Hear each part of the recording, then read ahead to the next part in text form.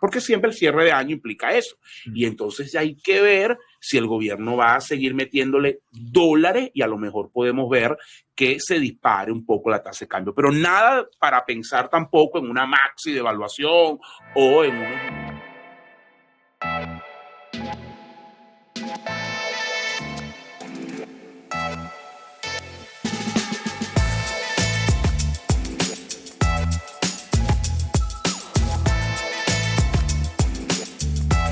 Este podcast llega gracias a Supercable. Acceso a internet aunque no tengas luz. Velocidad garantizada.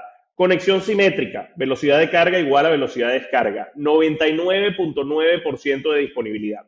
Eso es V-Point de Supercable. Acceso a internet 100% por fibra óptica. Experiencia de navegación como nunca antes la habías experimentado. Ya disponible en Caracas. Pregúntale a quien ya lo tiene. Este servidor ya tiene Bitpoint de Supercable. Gracias a quién más llega este podcast, Farías. Tertulia y dinero llega gracias a Clave Ganadera, la conexión sostenible y rentable que genera ganancias compartidas con triple impacto. Gracias a nuestros amigos de Venezuelan Cargo Broker, que es una empresa de logística integral con más de 14 años de experiencia y cobertura en los principales puertos y aeropuertos del mundo y a nivel nacional en Venezuela. Venezuela Cargo Broker se encarga de toda la logística, desde el momento que usted coloca la orden de compra de la mercancía hasta que esa mercancía es despachada, se almacena, se transporta y llega a donde usted lo ha dicho. Son líderes en el mercado nuestros amigos de Venezuelan Cargo Broker, movilizando más de 4.500 contenedores al año a los principales importadores y exportadores del país. Así que si usted necesita importar, exportar, la clave son los amigos de Venezuelan Cargo Broker, quienes lo pueden ayudar a realizar el proceso en óptimas condiciones. Este capítulo de Tertulia y Dinero llega también gracias a REM Media and Consulting. Vemos en la data lo que otros no. Gracias también a nuestros clientes de BanPlus, que tienen la cuenta en divisas de su negocio, cuentan con una solución maravillosa. Se trata de la tarjeta de débito jurídica que permite hacer los pagos del negocio en cualquier punto de venta a nivel nacional y en bolívares con cargo a la cuenta Divisas Plus. Así no hay complicaciones para pagar comida, para renovar inventario, para hacer gastos de viáticos. Todo eso lo puedes cubrir con Divisas Plus de BanPlus, siempre a la mano. Buenas, queridos amigos. Bienvenidos a un nuevo capítulo de Tertulia y Dinero, un podcast en donde tres profesionales apasionados por el mundo de los negocios conversan de manera casual acerca de temas de finanzas, economía e inversión. Asdrúbal Oliveros, ya el capítulo número 8 de la temporada 8 de Tertulia y Dinero. A trompicones logramos traer a Farías a un capítulo. Farías lo que está es echando carro allá en Washington, hermano. No, total. Pero bueno, por lo menos... Donde no fallas en los dividendos. En cobrar. Por lo menos lo trajimos. Hoy vamos a conversar acerca del tipo de cambio en Venezuela en las últimas semanas y su estabilidad. Ojo, al momento de la grabación de este podcast, ¿no? Que ha mantenido... ¿Te preocupa que se dispare algo? Asdrúbal, No confías en la política del gobierno revolucionario. Asdrúbal, tenemos más de 10 años. Contención de la tasa de cambio. Tenemos más de 10 años en este tema. Entonces, que no nos agarre por sorpresa. El que lo agarre por sorpresa, la subida del dólar en el último año... En el último mes del año, quise decir. Exacto. Entonces, vamos a conversar un poco de eso como tema número 2 con José Miguel. Vamos a hablar un poco sobre cómo invertir en ETF. ¿Qué son los ETF? ¿Dice eso en español? Esos son fondos indexados que cotizan, fondos indexados cotizados, que cotizan en bolsa. Es básicamente... O sea, FIC. Usted tiene que decir lo que pasa es que inversión en FIC. Lo que pasa es que no existe un acrónimo en español, o al menos yo no lo conozco. Ustedes son muy cifrinos. Puede ser, pero bueno, es ampliamente conocido como ETF. ¿Y cuál es la diferencia entre comprar un ETF y comprar acciones normales? Porque al final alguien te puede decir, bueno, pero si yo compro las mismas acciones que tiene el índice es exactamente lo mismo. Bueno, tiene algunas diferencias, ¿no? Entonces, sin más preámbulos. Vamos a ver si José Miguel en su Spanglish lo explica. Ahora lo que hace es solo lee de eso. Ya votó a Marco Aurelio. No, ahora escribe en LinkedIn, escribe en inglés. Como sí, que sí. No sé, todos los que te siguen en LinkedIn son de Anaco, José Miguel. Pero bueno, esa es otra eliminó discusión. el estoicismo. Esa es otra discusión. Se peleó con Marco Aurelio, hermano, y ahora hablas de ETF. Pero bueno, no vamos a entrar en detalle. Vamos a parar el bullying. A dejar el bullying de lado. Vamos a parar el bullying. Tipo de cambio en Venezuela y esa estabilidad durante la primera parte del cuarto trimestre. Adrúbal, ¿a qué se debe eso? Habían dicho, yo recuerdo, el dólar cierra en 60, cierra en 80, cierra en 50. Sí, bueno, Ecoanalítica su estimación era 60, siempre ha sido esa, la mantuvimos un tiempo hasta nuestra última perspectiva. Quienes nos conocen, yo siempre voy a volver a hacer las dos aclaratorias que hago siempre cuando hablamos de este tema. La primera, no somos brujos, entonces no es que la pegó, tú dijiste, no. Nosotros hacemos unas proyecciones basadas en unos datos y esas proyecciones pueden cambiar, se pueden revisar. Claro. Eso es lo que se hace. Entonces, aquí no es un tema como Adriana Asi de que si predije esto como Nostradamus. Y al final, eso es degradar la función de los economistas. Y al final, en un país como Venezuela tan complicado. Y ojo, al final la idea es dar visibilidad, claro, ¿no? Al sector empresarial y a los clientes, no es pegarla. De hecho, Ecoanalítica valga la cuña, tiene un informe cambiario, uno de nuestros informes más demandados, que cada mes contiene una proyección que incluye 3 escenarios de la tasa de cambio y generalmente siempre te acercas a uno de esos. Pero bueno, este es el primer elemento. El segundo elemento es que nosotros hacemos revisiones trimestrales. Hay otras consultoras que las hacen semestrales, hay otras que las hacen mensuales. En otras partes del mundo la hacen incluso anual porque es muy estable la cosa, pero en Ecoanalítica, dado Venezuela, lo hacemos cada trimestre. Cada trimestre vemos el modelo, es una especie de calibración, ¿no? Nuestra última revisión, que fue finales de septiembre, principios de octubre, es la última que tenemos, se corrigió a la baja, o sea, cambiamos nuestra proyección sobre la tasa de cambio y estamos esperando 50 bolívares por dólar. Alrededor, okay, no es exactamente 50, pero está alrededor de 50 bolívares por dólar, sobre nuestro estimado inicial, que era un poco más de 60 bolívares por dólar. ¿Qué es lo que ha pasado? Bueno, que el gobierno ha mejorado un poco su flujo de caja, probablemente por el efecto de Chevron, y la misma Chevron, que también vende divisas en el mercado cambiario. Hay que decir esto, que Chevron este año se convirtió en un oferente privado importante en el mercado cambiario, vendiendo alrededor entre 50 y 70 millones de dólares mensuales al mercado, a las famosas mesas de intervención.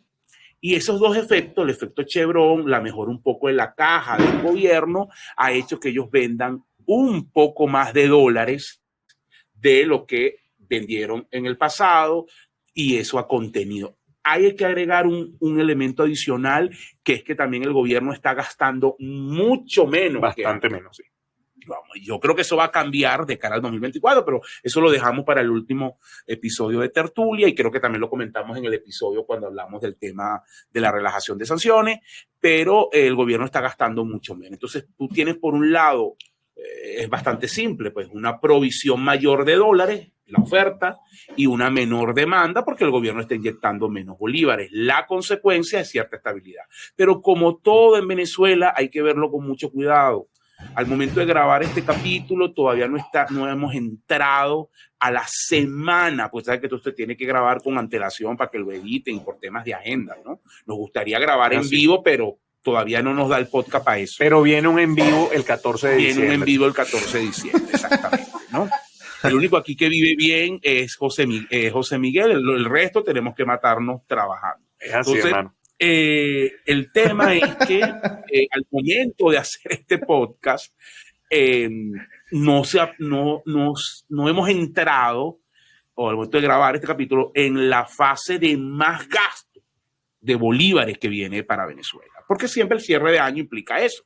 Y entonces ya hay que ver si el gobierno va a seguir metiéndole dólares y a lo mejor podemos ver que se dispare un poco la tasa de cambio, pero nada para pensar tampoco en una maxi devaluación o en unos niveles que se salgan probablemente de lo que hemos acotado, pero sí a lo mejor podamos ver, no es descabellado, presión en la tasa de cambio. Para recordar el 2017 y 2018.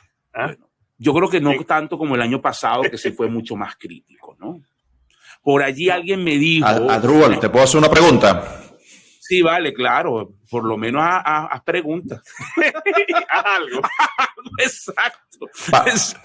Para interrumpirte, recomendaciones para el manejo de tesorería de las empresas en un entorno que es raro, o sea, no se deprecia tanto el tipo de cambio, o sea, e igual tiene la posibilidad de que ocurra. ¿Qué recomendaciones puede haber para la tesorería de las empresas bajo este entorno?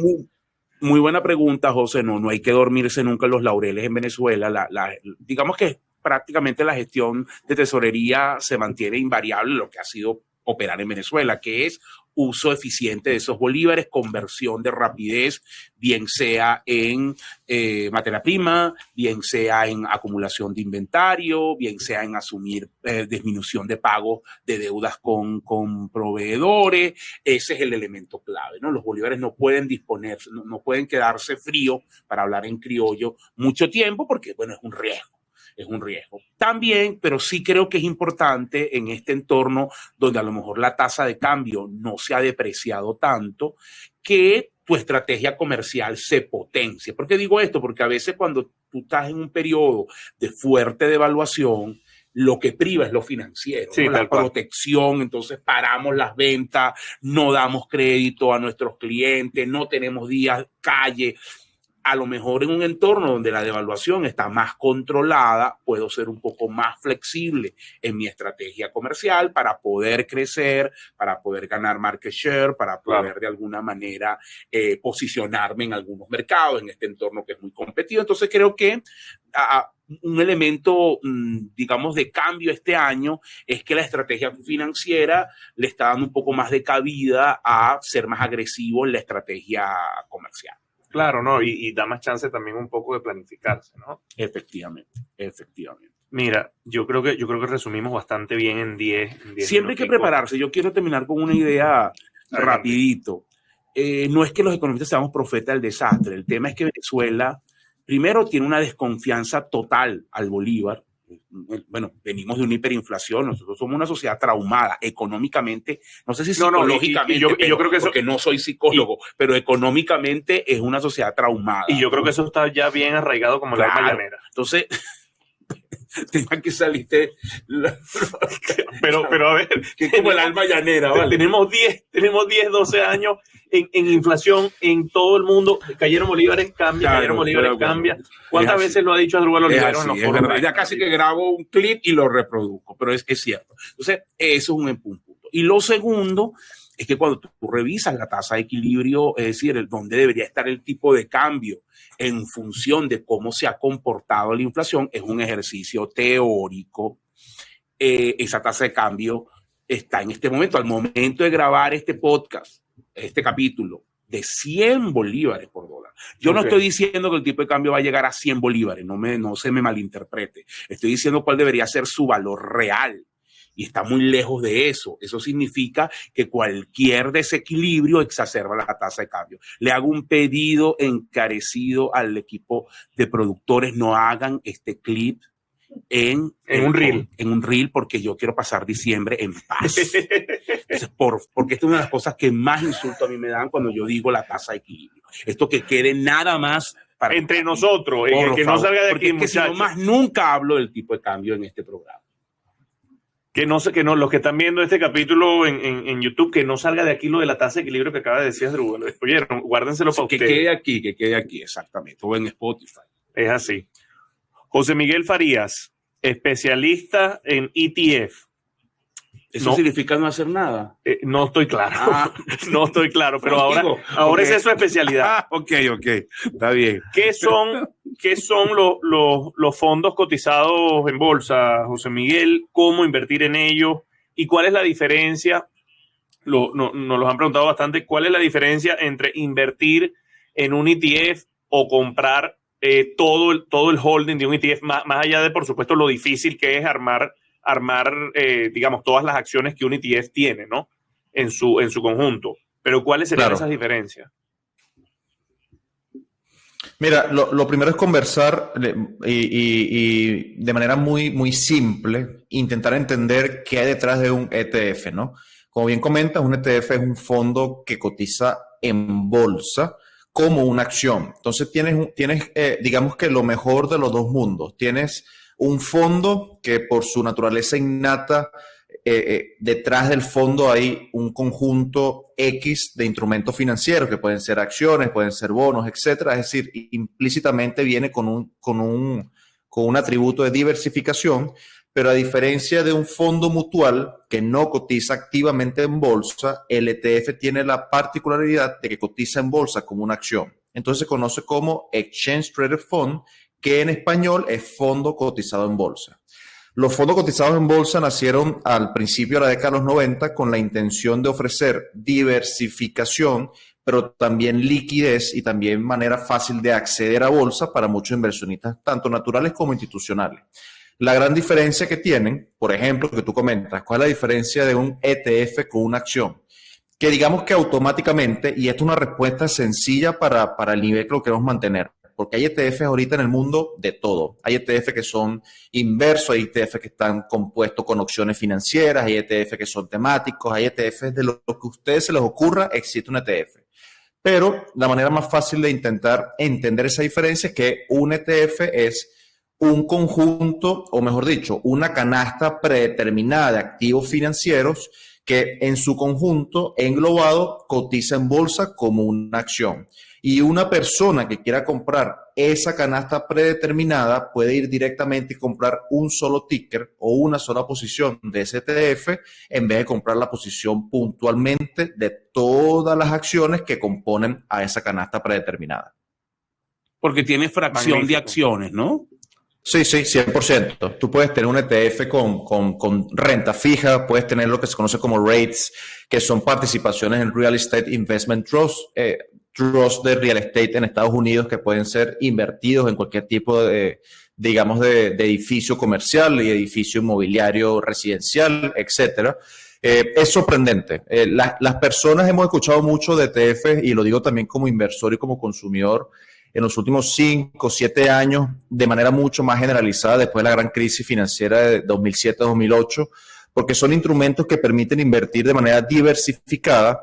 En cierta forma, eso te protege un poco del riesgo. Son extremadamente baratos, mucho más baratos que invertir en fondos mutuales, y te permiten, en cierta forma, disfrutar de lo mejor del mercado de forma fácil, didáctica, sencilla y de nuevo diversificada, que creo que es un gran atributo. Y barato. Sin tocar de nuevo las arenas de los ETF, que son bastante complejos, que tienen opciones intrínsecas en ellos, que son con estrategias de opciones o que son temáticos en áreas en particular.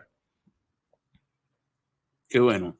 Y por último, José, ¿cómo puede hacer un venezolano promedio para, invertir en un ETF?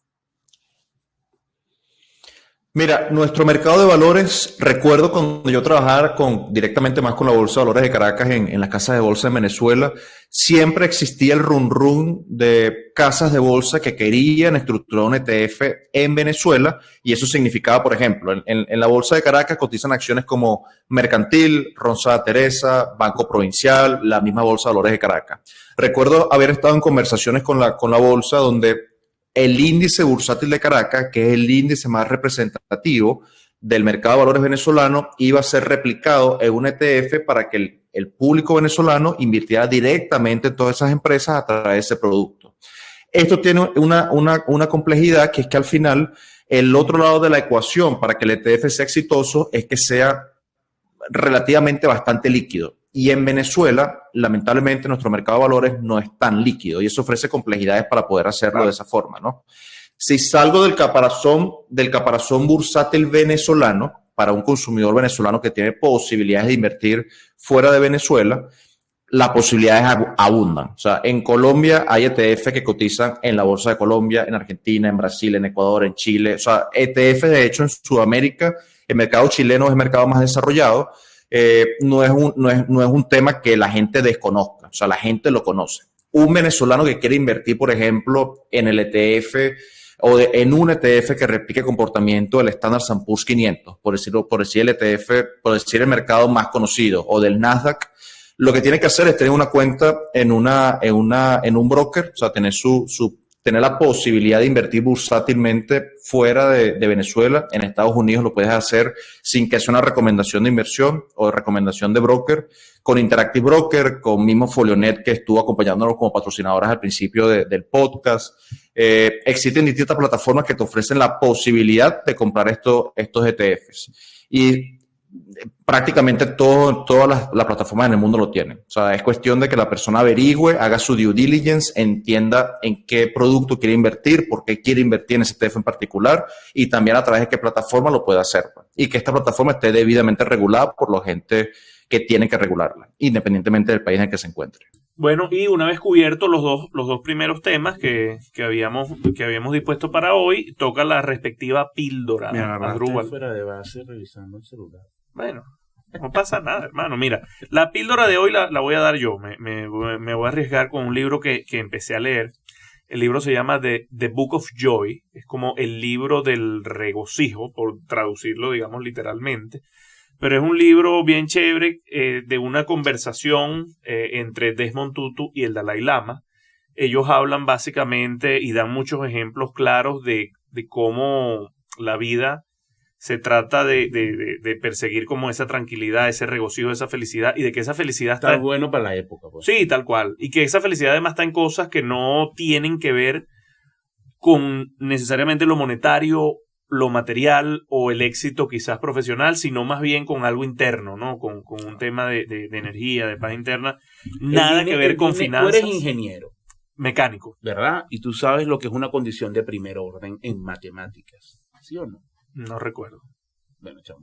Una condición de primer orden es una condición necesaria, pero no suficiente, ¿verdad? Bueno, eso es el dinero. Es así. Me gusta, ¿no? Me gusta que se diga además en tertulia y dinero. Claro. Mira, obviamente no te hace la felicidad, lo dice el Dalai Lama, está en las enseñanzas cristianas de Jesús, no se puede servir a dos señores, pero obviamente vivir sin dinero y en unas condiciones de miseria no es bueno para nadie. Tal cual. No hay manera de desarrollar espiritualidad allí en medio de la miseria. Ojo, y ellos lo comentan en el libro. La verdad está bastante interesante porque es un libro, mira, bien aterrizado y digamos, se traduce imagino. de una conversación entre ellos dos. Ahora que decidí pagar la suscripción del Kindle. Okay. Y ahora puedes descargar los libros. Súper fácil de leer, además. Es de esos libros que te envuelven y que caminan, que la lectura camina sola. Entonces, bueno, nada, Asdrúbal, recuérdame ahí tus redes sociales porque ya se acabó este capítulo número 8 de la temporada 8 de Tertulia. @AROliveros en Instagram y en Twitter, en X, perdón. Por acá, @Jesús Leonet en Instagram y en X, antiguamente Twitter. Les recuerdo también nuestras redes sociales, @Tertulia y Dinero en Instagram, Tertulia_Dinero en X. Y nuestro canal de YouTube, Tertulia y Dinero. En LinkedIn también está Tertulia y Dinero. Búsquenlo y se pueden conectar con nosotros en LinkedIn. Sí, señor. Es más, tú sabes que me voy a poner como co-host de Tertulia y Dinero en LinkedIn. En mi perfil de LinkedIn. Pues tú sabes que en LinkedIn tú te pones todo lo que profesionalmente y tú lo que tienes y lo que no tienes. Mano, eso da para todo. Eso es como, ese es el Instagram de tu vida profesional. Bueno, o sea, ahora ya no es, antes era distinto, pero eso puede dar para otro capítulo. Ahora sí. Ahora está más de autoayuda y esas Tal cosas. cual. He visto mucho contenido de ese estilo y da para un capítulo del Patreon eso. Estoy de acuerdo. Vamos a hablar. Señores, esto fue Tertulia y Dinero, un podcast en donde 3 profesionales apasionados por el mundo de los negocios conversan de manera casual acerca de temas de finanzas, economía e inversión. Chau. Fuerte abrazo.